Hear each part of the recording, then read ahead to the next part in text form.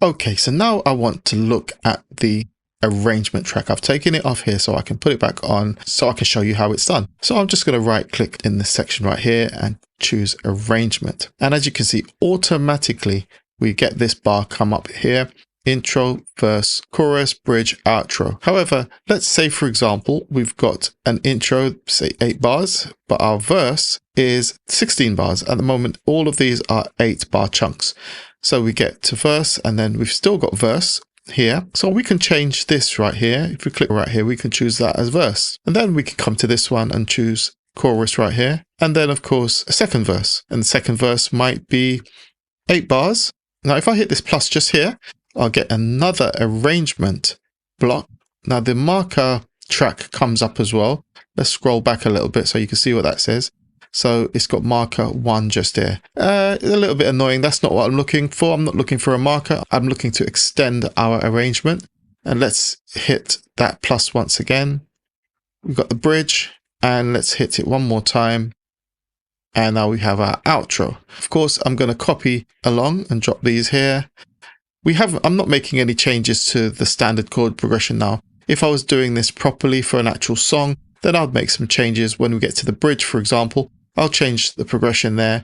But for now, this is just to demonstrate how the arrangement track works. So having organized our arrangement using the arrangement track, what's supposed to happen is we're meant to come to one of our session player tracks like the keyboard player and hover over here where we get this plus and click here. And what's supposed to happen is a new keyboard session player region should appear, which would be similar to this region, but have some slight variation because we're still on the verse.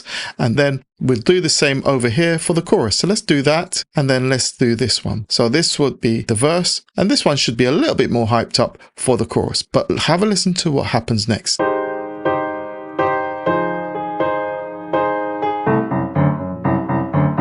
And then over here.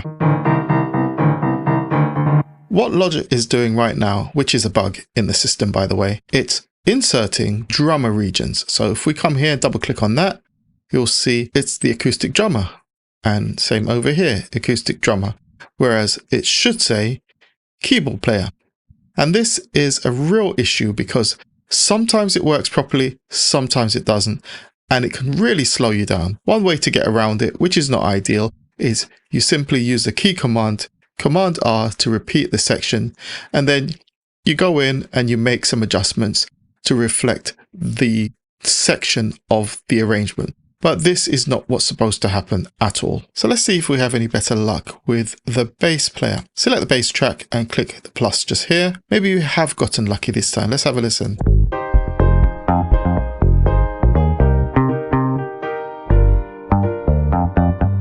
And now if we come over here to the chorus, let's try this one. Let's see what happens there.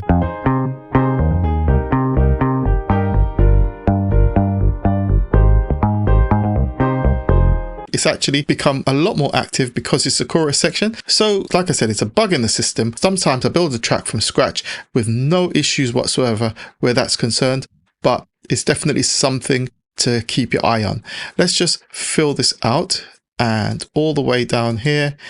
And we get to the end. So let's have a listen to what the bass does between the bridge and the outro.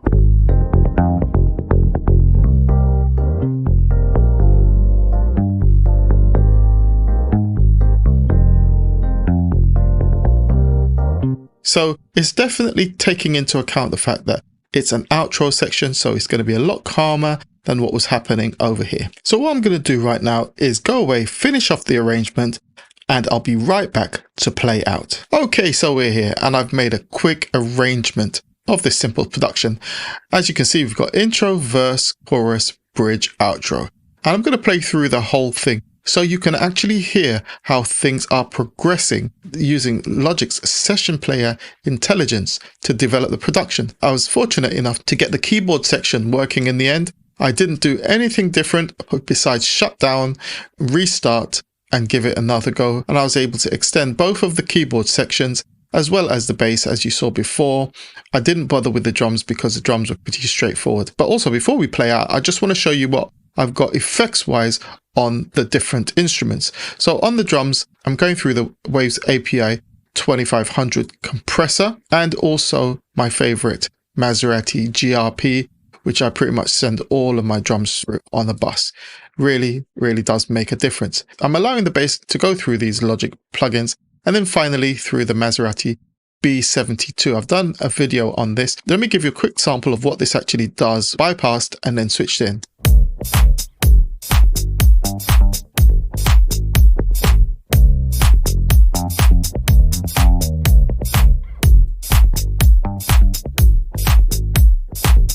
Now for the piano, this is what I've got going on. Again, I'm going through Logic's plugins as well. I've also added the Greg Wells Piano Centric. Have a quick listen. Bypassed.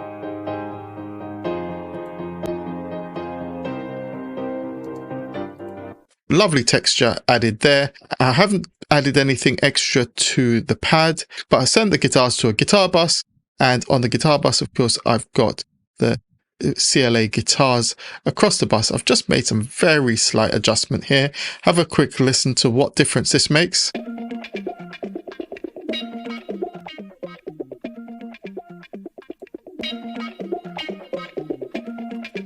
And finally, on the master bus, I've got my Studioverse effects plugin. So the master bus is being treated by the Aural Exciter, the Abbey Road Vinyl, J37, TG Mastering Chain, rounded off with the L3 Ultra Maximizer.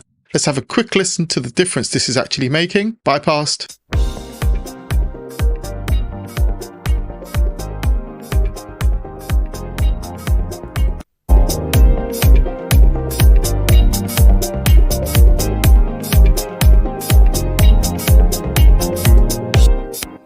Okay, don't forget you'll be able to download and try out all of the Waves plugins I've used here, as well as this project, as well as the samples, and you can also download and try out Arcade. Links will be in the description. So thanks once again for watching, and if I brought you value, remember to give me a like, subscribe to the channel, support me on Patreon, and I'll be back again real soon.